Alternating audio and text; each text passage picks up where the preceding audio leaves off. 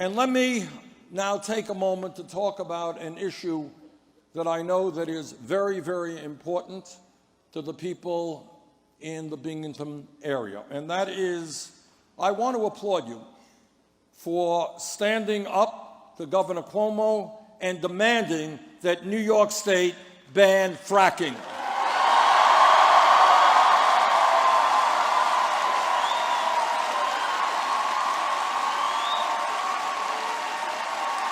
What you have done is prove to the world that when people stand up and form a grassroots movement of environmentalists, public health advocates, farmers, working families, and religious leaders, there is nothing that we cannot accomplish. What may have been considered unrealistic or pie in the sky just a few years ago has now been achieved in New York because you made it happen. And that is how real change always occurs, when people stand up and fight back. In 2012, I was very proud that my state of Vermont became the first state in the nation to ban fracking.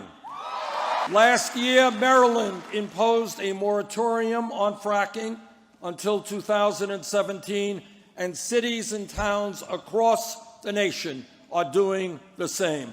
Progress is being made, but much more needs to be done.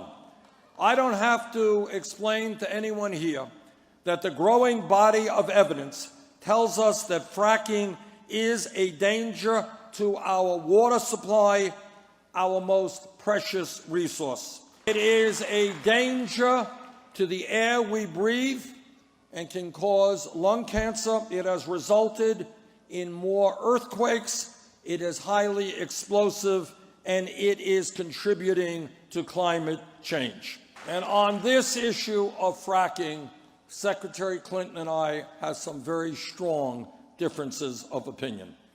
In my view, if we are serious about safe and clean drinking water, if we are serious about clean air, if we are serious about protecting the health of our children and our families, if we are serious about combating climate change, we need to put an end to fracking, not only in New York and Vermont, but all over this country. The toxic chemicals used in fracking are known to cause cancer and birth defects. Both the EPA and the National Academy of Sciences have shown clear evidence that hydraulic fracturing can lead to a contaminated water supply. We cannot, we must not allow our children to be poisoned by toxic drinking water just so that a handful of fossil fuel companies can make even more profits. There is simply no good way to contain the cocktail of toxic chemicals pumped into the ground. The threat it poses to our families is too great. Moreover, the threat of methane emissions from fracking presents a profound danger to our climate. Methane traps more than 84 times the heat of carbon dioxide. While natural gas may burn cleaner than coal, the enormous explosion of fracking and the resulting release of methane presents a significant danger to our planet. Secretary Clinton's role in fracking when she was Secretary of State is not a good record. Secretary Clinton and her State Department worked to export fracking throughout the world to reward companies like Chevron, Halliburton, ExxonMobil, and ConocoPhillips. In my view, that is unacceptable. Do Washington politicians side with polluters over families? They sure do, because big oil pumps millions into their campaigns. Bernie Sanders is the only candidate for president who opposes fracking everywhere. Why? Because fracking pumps dangerous, cancer-causing chemicals into the ground and threatens our drinking water. Bernie, He can't be bought by them because he's funded by you. I'm Bernie Sanders, and I approve this message. Bottom line is, if we are serious about addressing the crisis of climate change, if we are serious about addressing the crisis of clean water, which is going to be a greater and greater crisis in years to come, we need bold action, we need bold leadership. I've said this before, and let me say it again.